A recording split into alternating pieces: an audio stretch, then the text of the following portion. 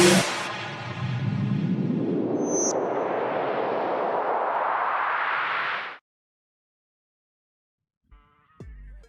நண்பர்கள், எல்லாம் எப்படி இருக்கீங்க? இது ஏபி ஃபிட்னஸ். நான் ஏபி 3 நாளைக்கு முன்னாடி ஒரு நியூஸ் ஒன்று பார்த்தேன். ஒரு தம்பி வந்து ஃபேட் லாஸ் சர்ஜரி பண்ண போகிறோன்னு சொல்லி இறந்து போயிட்டாரான். அதை பற்றி தான் நம்ம இன்றைக்கி பேச போகிறோம். ரொம்ப சின்ன வீடியோ தான், சீக்கிரமாக நான் பேசி முடிச்சிடுறேன். ஃபஸ்ட்டு அந்த தம்பி ஏன் இறந்தார், ரெண்டாவது வந்து ஃபேட் லாஸ் பண்ணுறதுக்கு என்ன பண்ணலாம், அதை பற்றி நம்ம பார்த்து முடிச்சிருவோம். அந்த தம்பிக்கு வந்து பார்த்திங்கன்னா சுகர் இருந்திருக்கு, ரெட்டை பசங்களாம்.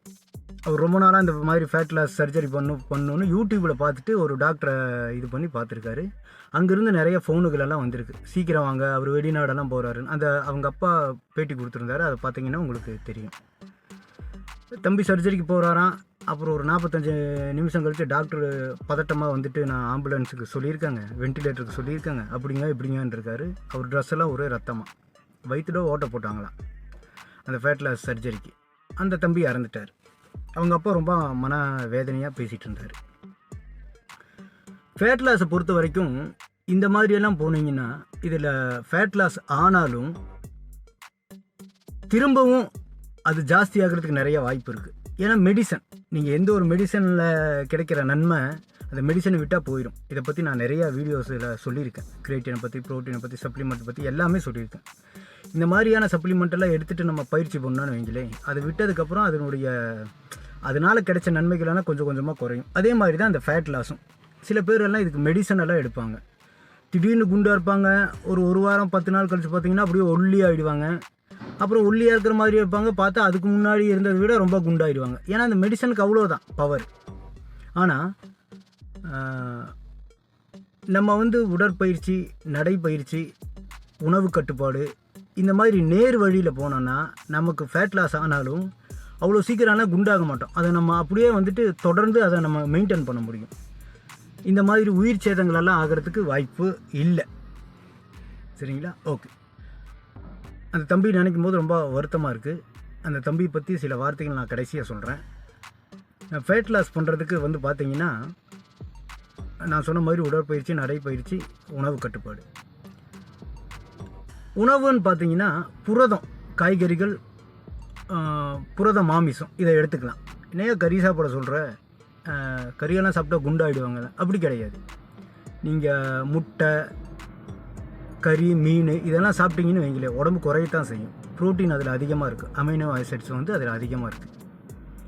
அதாவது மாவுச்சத்து தான் உடம்பை பெருசாக்கும், குண்டாக்கும். அதில் ஃபுல்லாக மாவுச்சத்து தான் இருக்குது.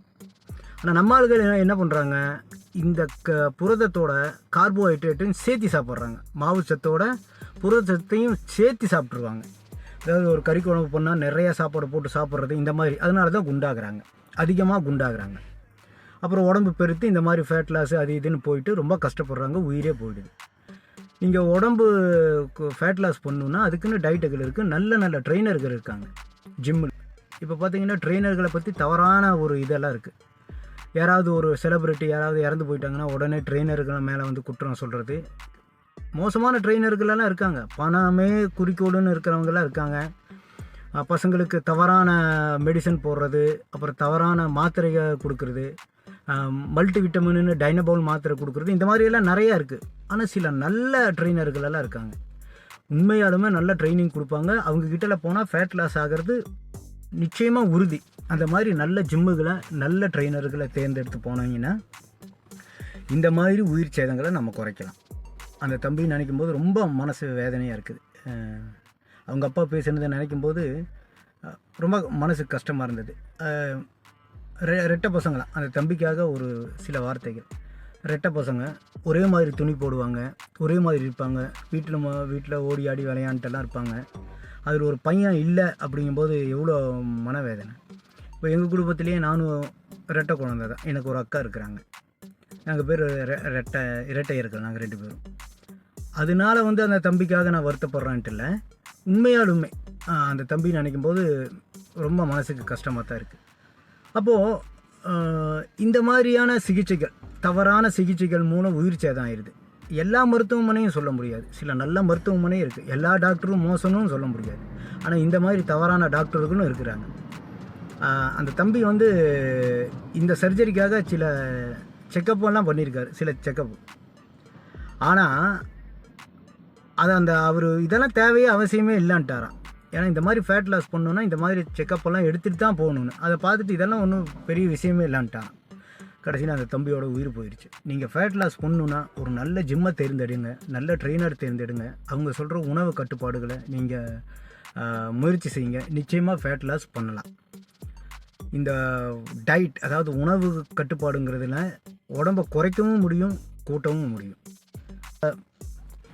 மெடிசன் எடுத்து கிடைக்கிற நன்மைகள், அந்த மெடிசனை நம்ம தொடர்ந்து பயன்படுத்தலைன்னா அது நமக்கு கிடைக்காது. சரிங்களா? எதுவாக இருந்தாலும் நேர் வழியில் முயற்சி செய்யுங்க. அதுதான் நமக்கு நீண்ட காலம் நிலைக்கும். இந்த வீடியோ பிடிச்சுன்னா லைக் பண்ணுங்கள், சப்ஸ்கிரைப் பண்ணுங்கள். நன்றி.